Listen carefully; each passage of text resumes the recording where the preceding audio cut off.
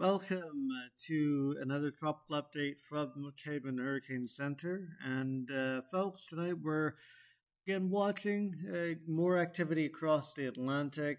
Nothing of any significant nature at the moment. However, could be seeing things ramping up here as we go forwards in time. So, folks, just going to it here.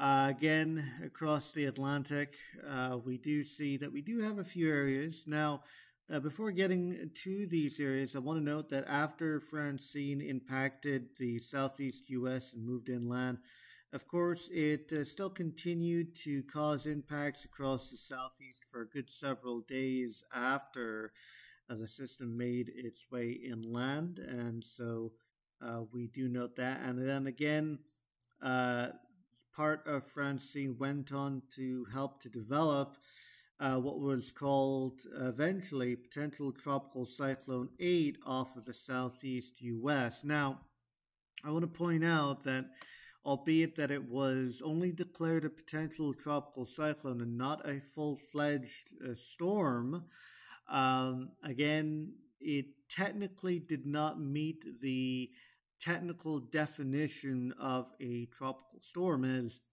it did not have a well-defined center. It did have some convective thunderstorm activity. It did have the tropical storm force winds.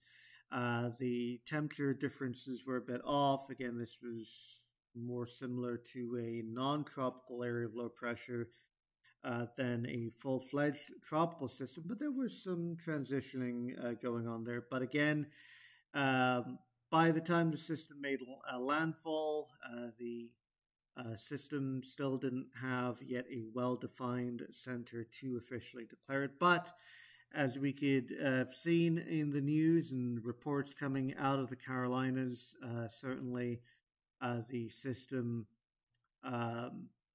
certainly caused impacts, notable impacts, physical impacts, and again, it didn't have a name.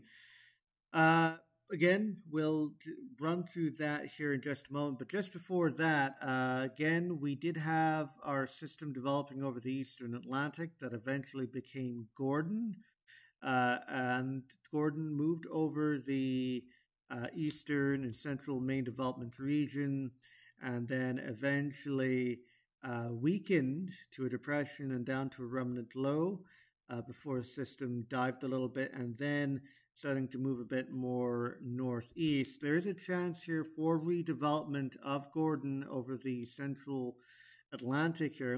We're going to be watching that. Chances are it's going to be weak if it does. Before, the forecast was suggesting a pretty strong bit of redevelopment, but again, as the days have come forward, indeed, we're not looking at a very strong system at this point. What could be our next significant player that we are watching, however, is going to be in the Western Caribbean. Again, we see this already marked by the National Hurricane Center here. We'll run through that here in a moment as well. So, again, this is our satellite imagery across the Atlantic, and we could actually see where potential tropical cyclone 8 is actually still causing impacts across the southeast right there. Of course, obviously, much different than how it was when it was just about making landfall there. But indeed, the physical impacts are still very much there. So again, Gordon here is not this area of low pressure. This is a non-tropical area of low pressure. Our system, Gordon, is actually right in here.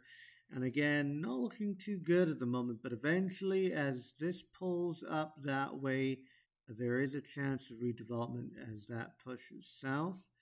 Again, we're not expecting any development out of this area to the west, but again, Gordon still will be keeping an eye on that. Of course, again, nothing at the moment of significant note in the Caribbean, but we are expecting a CAG, or Central American Gyre, essentially broad monsoonal area of low pressure that will develop in this region.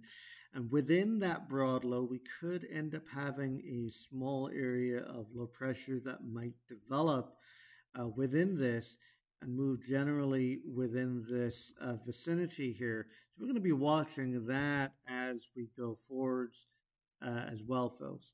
So just quickly heading back to potential tropical cyclone 8. More or less, this is the general movement of the system as it developed and moved towards the coast. And as noted, as you could see here from the National Hurricane Center advisories, where again, tropical storm force winds had impacted the coast. Again, South Carolina and North Carolina getting in on those conditions there. And again, we could see on the different news sources coming out of there, the impacts most definitely felt. So going to Gordon here, again, these are the forecast guidance runs for Gordon over the next 5 days or so. And as you can see, no impact to continental U.S. or Caribbean. Might become involved into another system and may cause some impacts there to Europe, but not expecting anything impactful-wise to land. Again, maybe the Azores Islands, the Canary Islands, maybe, but more than likely staying out into the open Atlantic until it gets swept up and taken out into Europe. And again, the intensity-wise for this, we're not looking at anything significant. If it does, maybe a depression, maybe a weak storm at best. Before, earlier forecasts had suggested strengthening to a storm, maybe up to a hurricane, but again, the trends have come down quite a bit since that time. Now, getting on to the Western Caribbean, where we're going to be watching here. Again, right now, nothing too significant, but we are seeing growing consensus in the guidance that we are likely to see something develop here in the Western Caribbean. So we're going to be watching that very closely. Here are some of the forecast model ensembles. So again, you got our forecast guidances, the GFS, the American model, the CMC or the Canadian model, the Euro, and they have individual runs of that particular main model run a bunch of times. For the American and the Canadian, I think it's about 25 times. For the European, it's about 50 times. And varying changes with the forecast. And that sort of gives us a better idea of, overall, how does everything look to develop. So here's the GFS ensembles. And just to give you an idea here, folks, again, the red numbers there are the area of low pressure, the individual members, and the shading is, of course, the lowering of pressures within the area. So as we go through the run here, again, not expecting anything right now, getting into the remainder of the week, then we start to see stuff pick up over the weekend over the southwestern Caribbean and to the northwestern Caribbean. And again, some of the members pretty strong there getting into the northwestern Caribbean, impacts there to probably Jamaica, the Cayman Islands, Cuba. Of course, more immediate impacts there to Honduras, Nicaragua. We'll be watching that. Again, getting into the Gulf of Mexico. The Canadian, again, similar story here, building up in the Western Caribbean. Again, Nicaragua, Honduras, Jamaica, the Cayman Islands, Cuba getting into the Gulf of Mexico. The European, which is a bit weaker and a bit further to the west, but again, shows more or less a similar situation for the Western Caribbean and getting into the Gulf of Mexico. So we're going to have to closely watch and see how things progress as we go forwards, folks. So again, that is the update for now. We'll have another update later in the week, maybe tomorrow. Definitely much more updates coming as we get into the weekend and going forward, especially as whatever develops in the Caribbean starts to get going. So, folks, that is the update here from Cayman Hurricane Center. Of course, we will be back